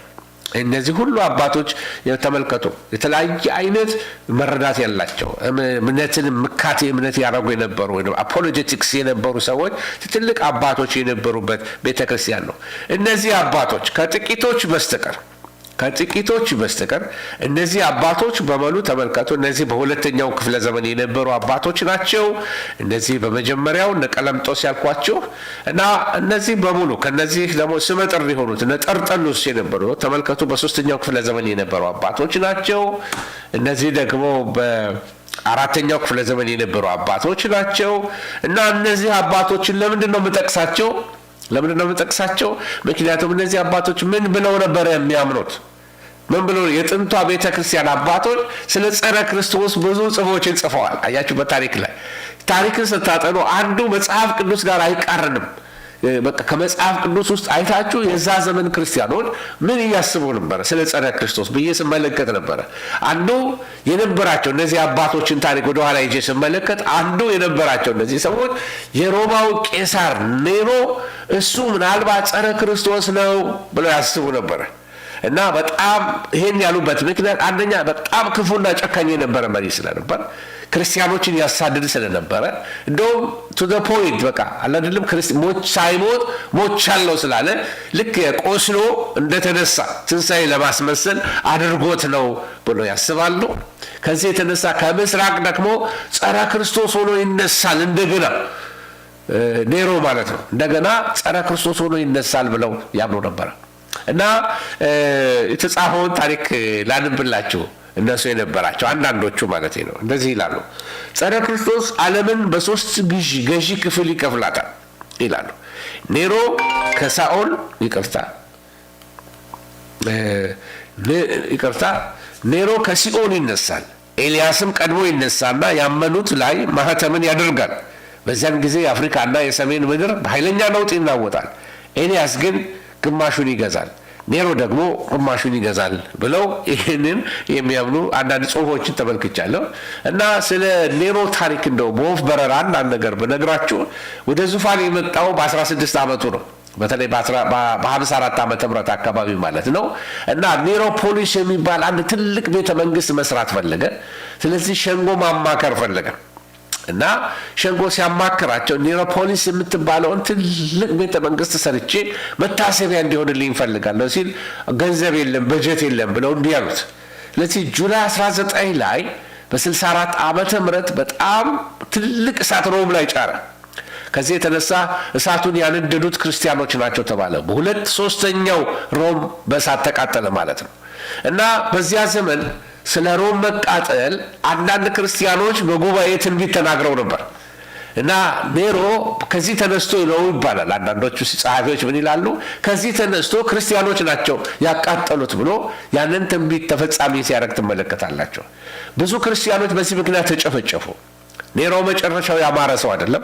ርጉዝ የሆነች ሚስቱን በጩቤ ወቅቶ ይገላታል። ከዛ ደግሞ ራሱን ይገላል። በጣም ጨካኝ የሆነ ትዊስትድ ማይንድ ያለው ሰው ነው። እና አንዳንድ ክርስቲያኖች የአስቆሮቱ ይሁዳ እንደገና ከሲኦል ተነስቶ ይመጣልን ይሉ ነበር። በዛ ዘመን ላይ አባቶች ከጻፉት ላይ ስንነሳ ማለት ነው። እና ይሄ ከባህር የወጣው አውሬ ማን ነው? ይሄ በምዕራፍ 13 ላይ ከ1 እስከ 10 እያየን ያለው አውሬ ማን ነው? ጥቂት ደቂቃዎች አሉ። አንደኛ ኃይሉና ስልጣኑን ከሚመጣው በቀጥታ ከሰይጣን የሚቀበለው ስልጣን ይሆናል። ስለዚህ ሉሲፈር ወይንም አውሬ ወይንም ዘንዶ ተመልከቱ። ዘንዶ ከባህር የወጣው አውሬ እንደገና ደግሞ ከመሬት የወጣው አውሬ እነዚህ ሶስቱ የክፋታዊ ስላሴ ይሰራሉ ወይንም ደግሞ ክፉ ኢቪል ትሪኒቲ ይሰራሉ። ሶስትዮሽ ክፋት ያለ ሰይጣናዊ ሶስትዮሽ ሰይጣናዊ ስላሴ ይሰራሉ። ዘንዶ ከምድር የወጣው ከባህር የወጣው አውሬ እነዚህ ሶስቱ ማለት ነው። ልክ እኛ አብ ወልድ መንፈስ ቅዱስ እንደምንለው ይሄ ሰይጣናዊ ስላሴዎችን በዚህ ላይ ትመለከታላችሁ። ኃይሉን ስልጣኑን ቀጥታ የሚወስደው ከሰይጣን ይሆናል ወይንም ከዘንዶ ይሆናል። ለዚህ ሰይጣን ዛሬም በተመሳሳይ መንገድ ሰዎችን በተለይም መንግስታትን፣ የፖለቲካ መሪዎችን፣ የሃይማኖት መሪዎችን በመሳሪያነት ሊጠቀም እንደሚችል ይሄንን በተለይ እግዚአብሔርን መንግስት ለማጥቃት ጻድቃንን ለማሳደድ በደንብ አድርጎ መንግስታትን፣ የሃይማኖት መሪዎችን ይጠቀምባቸዋል። ስለዚህ ኃይሉንና ስልጣኑን ቀጥታ የሚወስደው ከሰይጣን ነው። ስለዚህ የመጨረሻው ገዢ the coming prince ያልኳቸው ጸረ ክርስቶስ በታሪክ ሁሉ ከታዩት መሪዎች ከሁሉ በላይ በሰይጣን ኃይል፣ በሰይጣን ክፋት፣ በሰይጣን አመጽ የተሞላ ማን ነው ካላችሁ ጸረ ክርስቶስ ይሆናል። ጭካኔ ወደር የሌለው፣ ክፋቱ ወደር የሌለው በቃ ኢቪል፣ በቃ የመጨረሻ ኢቪል፣ ቃላት አልባ የሆነ ኢቪል ማለት ነው። ሌላው ከራሶቹ አንደኛው ክፉኛ ይቀስላል የጸረ ክርስቶስ። ይሄ ምናልባት አንዳንድ ስነ መለኮት ታዋቂዎች በሁለት መንገድ ይተረጉሙታል። በመጀመሪያ ይሄ ሐሳዊ መሲል ይገደልና በኋላ ግን ተአምር በሚመስል መንገድ እንደገና ከሞት እንደሚነሳ የሚያሳይ ትንቢት ነው ይላሉ። ከዚህ የተነሳ ምልክት ለመመሳሰል ነው። መሳይ ክርስቶስ ነው ብያቸዋለሁ። ፕሪቴንድ ነው የሚያደርገው፣ ክርስቶስ የሚያደርገውን ነገር ለማድረግ ነው። ስለዚህ ክርስቶስን ለመኮረጅ የሚጠቀምበት ይሆናል። ሁለተኛው ደግሞ ሌሎች ምሁራኖች አሉ።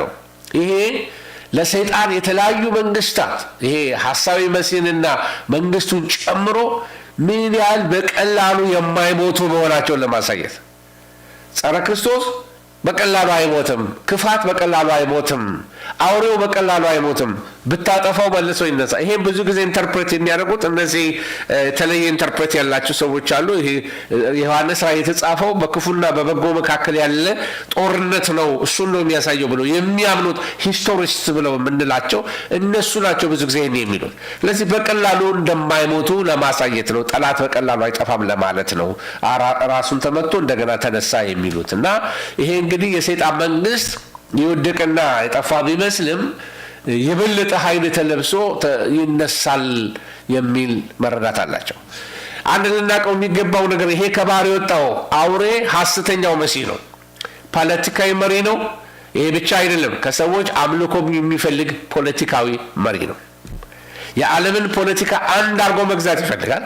ይሄ እውቀት ይጠይቃል፣ ክፋት ይጠይቃል፣ ተንኮል ይጠይቃል፣ ሴረኝነት ይጠይቃል፣ ክፋት በቃ ጭካኔ ይጠይቃል። በተለይ በመጨረሻው ዘመን ላይ ብዙ ደምን አፈሶ ብዙ ብልጠትን ተጠቅመው ብዙ አጋንንታዊ ኃይል ተጠቅመው የምድርን መንግስታት ሁሉ ሊገዛ ይጀምራል።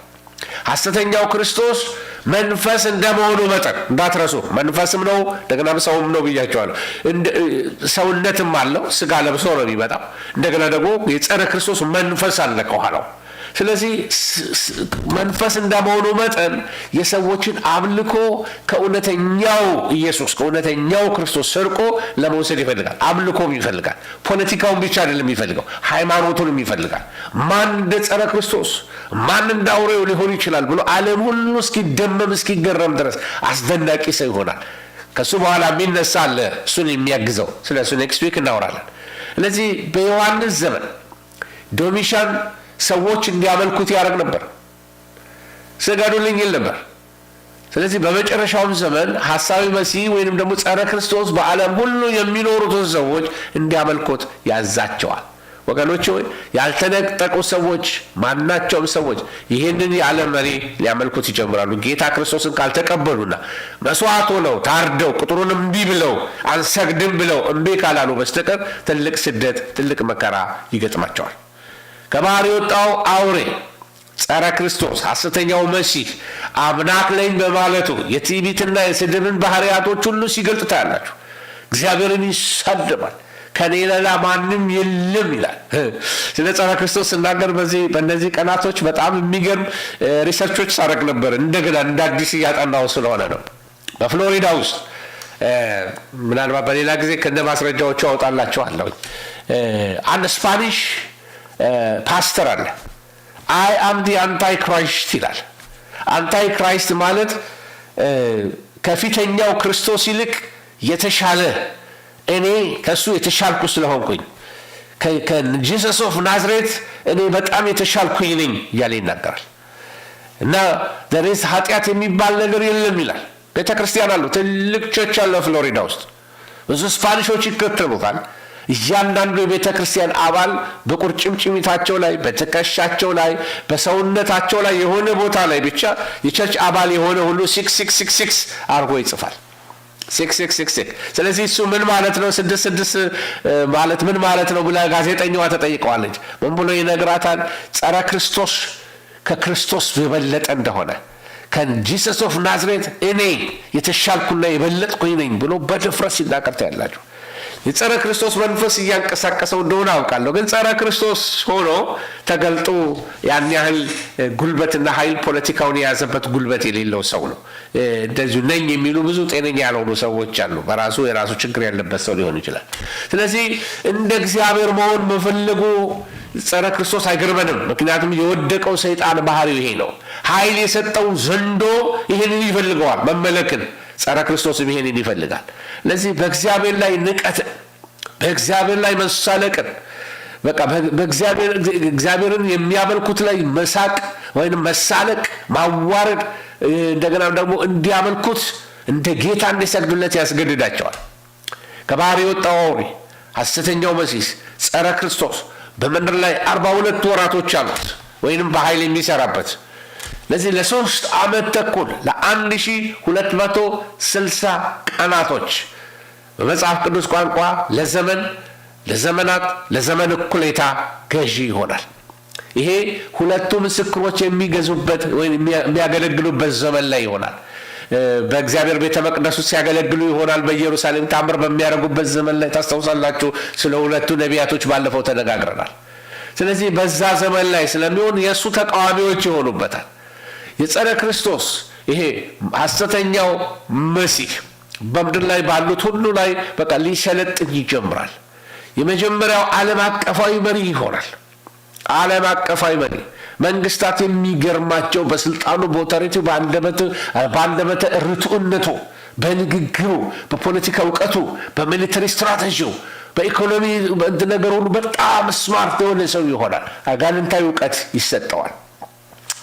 ለዘላለም መግዛት ቢፈልግም እግዚአብሔር የሰይጣንን ኃይል እቺ 42 ቀን የሰጠው በቃ እግዚአብሔር ዘመናትን ወስኖለታል። ለ42 ቀናት ይፈነጫል። ለ42 ወራቶች። ከዛ በኋላ ግን ዘላለም አይገዛም። ከዛ በኋላ ሞትና ሲኦል ወደ ባህር ተጣሉ በሚባልበት ጊዜ ሐሰተኛው መሲህ ሐሰተኛው ነቢይ አውሬው እንዳለ ተጠራርገው ነው የሚጣሉ። ስለዚህ ሐሰተኛው መሲህ ሌላው ደግሞ አማኞችን በመዋጋት ያሸንፋቸዋል ካልሰገዱለት ካልተንበረከኩለት። ስለዚህ እግዚአብሔር አውሬውን በአውሬው እንዲገደሉ ይፈቅድላቸዋል። ለአውሬው ይፈቅድለታል። ምክንያቱም ለነሱ ሞቱ ማለት ወደ እረፍት መጡ ማለት ነው። ሰዎች ሞትን ይፈልጋሉ። ሞትን የማያገኙበት ዘመን ላይ ለነሱ ሞት ትልቅ በረከት ነው። ወደ ጌታ ነው የሚሄዱት።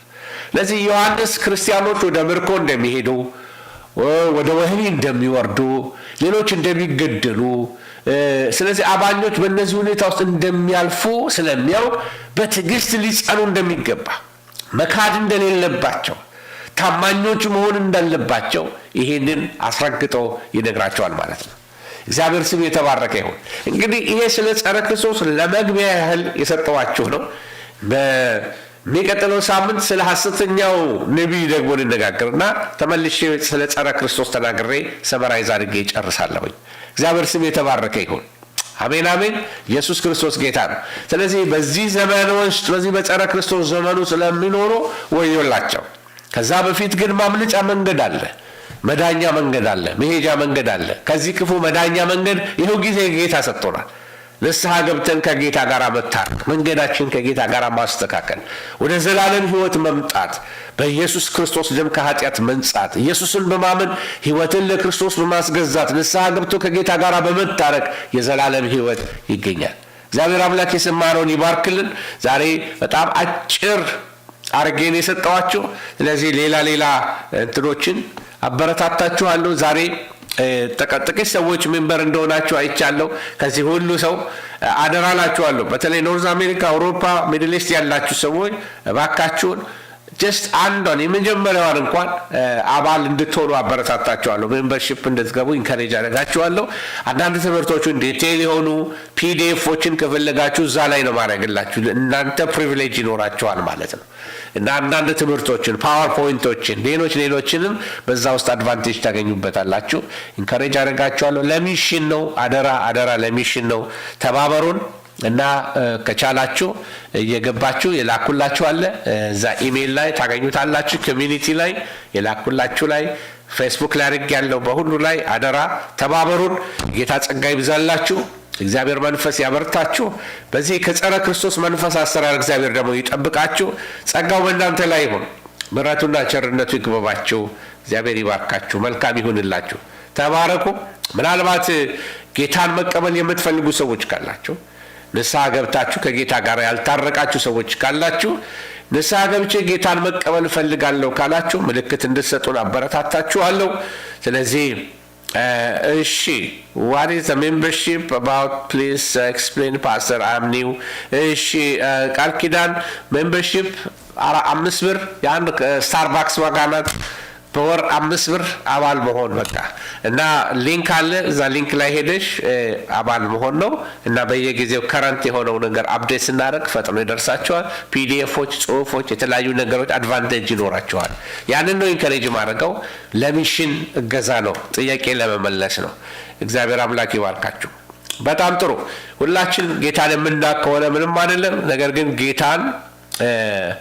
ጌታን መቀበል የምትፈልጉ ሰዎች ለእናንተ ቅድሚያ ልስጥ። ተልኳችን እሱ ነው። የሚያድነውን ኢየሱስ፣ የኃጢአት ስርየት የሚሰጠውን ኢየሱስ መቀበልን የምትፈልጉ ሰዎች 7 ቁጥር ጻፉልን። 7 ቁጥር። እሺ እንደገና ማስታወቂያው ዛሬ እለጥፋለሁኝ፣ ነገም እለጥፋለሁኝ። እዛ ላይ ታገኙታላችሁ። እግዚአብሔር ይባርካችሁ። ስለዚህ ጌታ መቀበል ለምትፈልጉ ለእናንተ ቅድሚያ ልስጥ ፕሊዝ። 7 ቁጥር እየጻፋችሁ ጌታን ልቀበል እወዳለሁ ለምትሉ ለእናንተ ልጸልይላችሁ እፈልጋለሁ አስቀድሜ። ከዛ ለሌሎች ጸልያለሁ። ሃሌሉያ ሃሌሉያ። እሺ እግዚአብሔር ስም የተባረከ ይሁን። ኢትዮጵያ ያለን በሌላ መንገድ በተለመደ እዛው ኢትዮጵያ አካውንት አለ። ኢትዮጵያ ያለን ደግሞ አካውንት በምትችሉት አካውንት እዛ አለ አከማለ በምትችሉት አቅም አካውንት አለ። ቀጥታ አካውንታችን ውስጥ ለሚሽን 316 ዶኔት ማድረግ ትችላላችሁ። እግዚአብሔር ይባርካችሁ። ፕሬዝ ጋድ።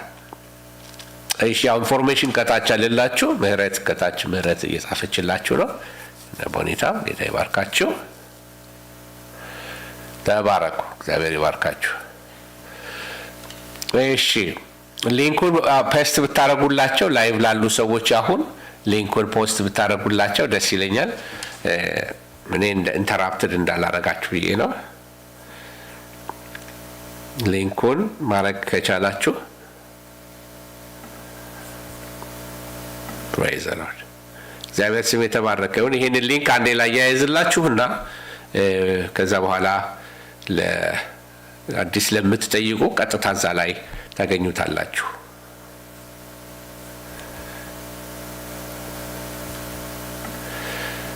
ኦኬ እነ ቦኒታ ካገኛችሁት ያንንም ልትልኩልን ትችላላችሁ።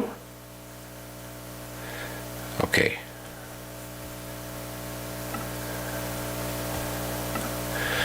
እሺ አሁን ቀጥታ ወደ እንትኑ ላይ ልክላችኋለሁ።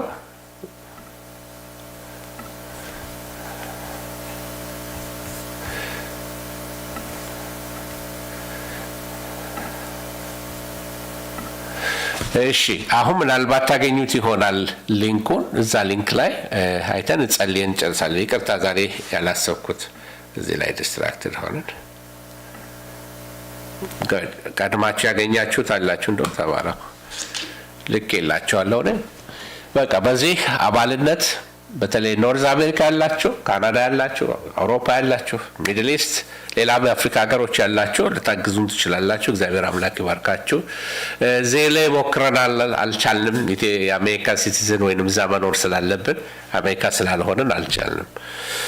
ፕሬዝ ጋድ። እግዚአብሔር ይባርካችሁ። እኔ በጸሎት ጨርስና መዝሙር እየተሰማ እናንተ የአባልነት ፎርሞችን ትችላላችሁ። ክብር ለእግዚአብሔር ይሁን።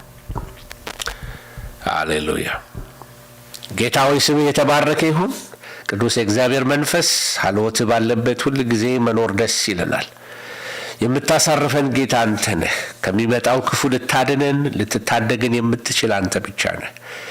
ጌታ ሆይ ከሚመጣው ክፉ ልታድነን የምትችለው አንተ ደግሞ ጌታ ሆይ ብዙዎችን እንድናስመልጥ ትወዳለህና በዚህ አገልግሎት ብዙዎች እንዲያመልጡ፣ ከዚህ ዓለም እንዲያመልጡ፣ ከርኩሰት እንዲያመልጡ፣ ከጨለማው አሰራር እንዲያመልጡ፣ ከጋንንታዊ ጥበብ እንዲያመልጡ እግዚአብሔር አባት ሆይ ይሄ ነው ባህሪዋና ጠረኗ እየተለወጠ በመጣ በዚች ከንቱ ዓለም እንዳይያዙ እግዚአብሔር ሆይ በከንቱ ነገር እንዳይያዙ ከጠፊው ዓለም ጋር አብረው እንዳይጠፉ ጻድቃንን በቃል እየመከርክ እንድታስመልጥ ጸልያለሁ። ቅዱስ አባት ያልዳኑ እንዲድኑ ጸልያለሁ። በጨለማ ላሉ ብርሃን እንዲወጣላቸው ጸልያለሁ።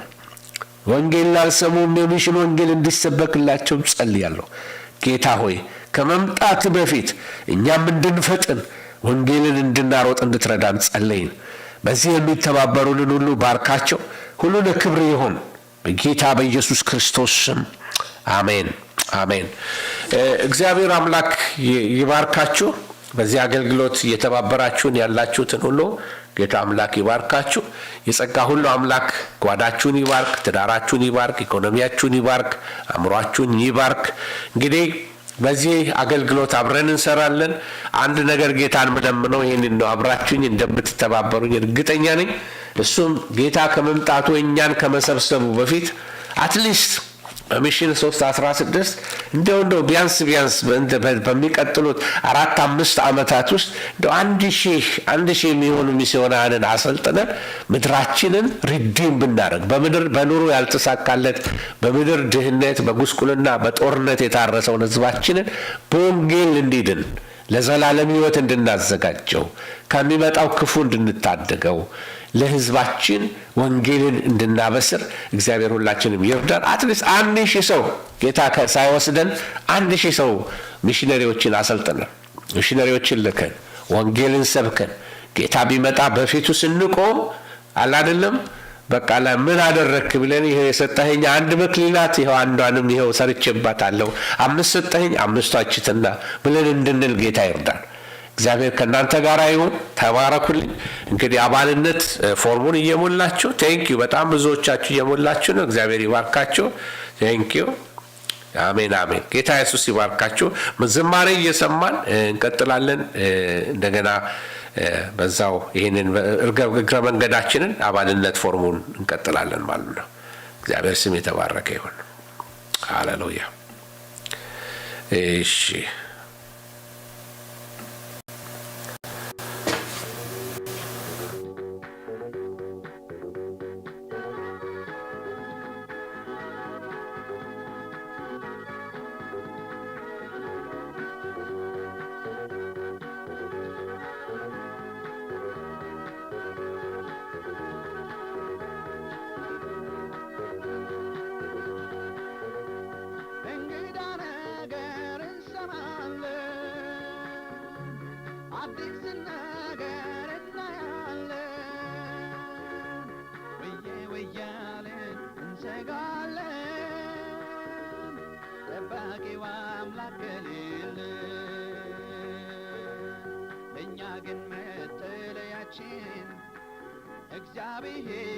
እግዚአብሔር ነውና የዋርካ ጥላችን እግዚአብሔር ወሬው ሁሉ የሚያስፈራ የሚሆነው በምድር ዙሪያ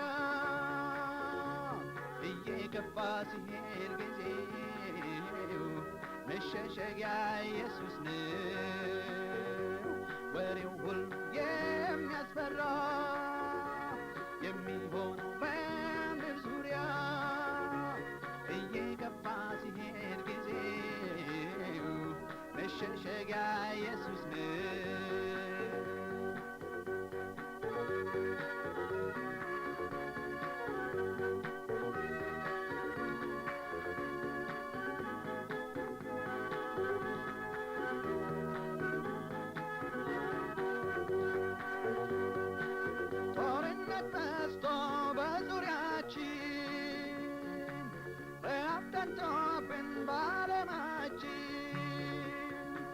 ጥማት አቃጥሎን አሯፋችን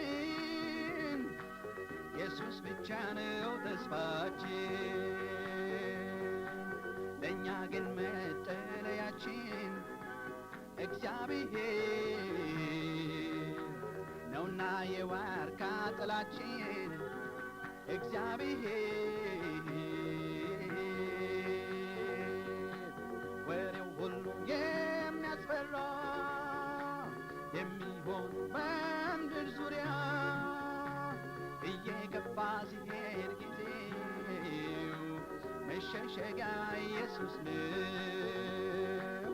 ወሬው ሁሉ የሚያስፈራ የሚሆኑ በምድር ዙሪያ እየገፋ ሲሄድ ጊዜው መሸሸጊያ ኢየሱስ ነው።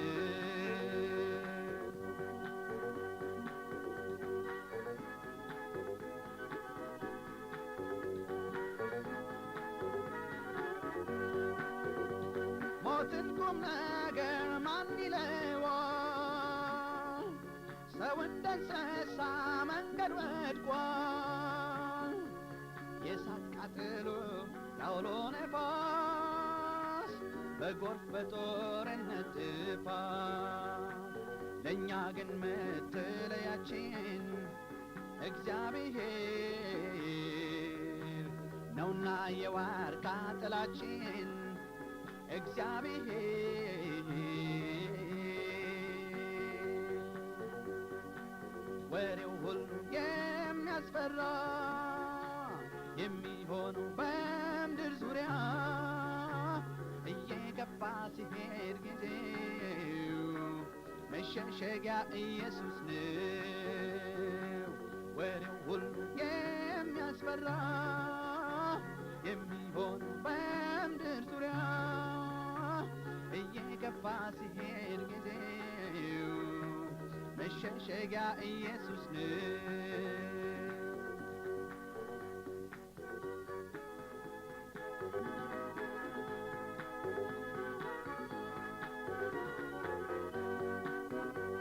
ወላጅ ልጆቹን ክዶ ሲሸሽ መጠጊያ ላጣ ኑሮው ሲመሽ ከቦን ምስቅልቅል ያለው ዓለም አዳኝ ያለ ኢየሱስ የለም።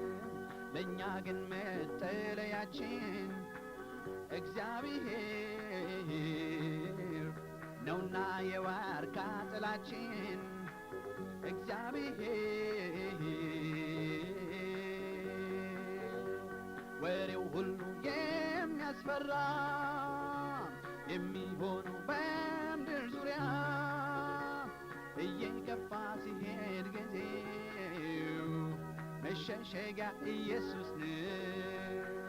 ወሬው ሁሉ የሚያስፈራ የሚሆኑ በምድር ዙሪያ እየገፋ ሲሄድ ጊዜው መሸሸጊያ ኢየሱስ ነው።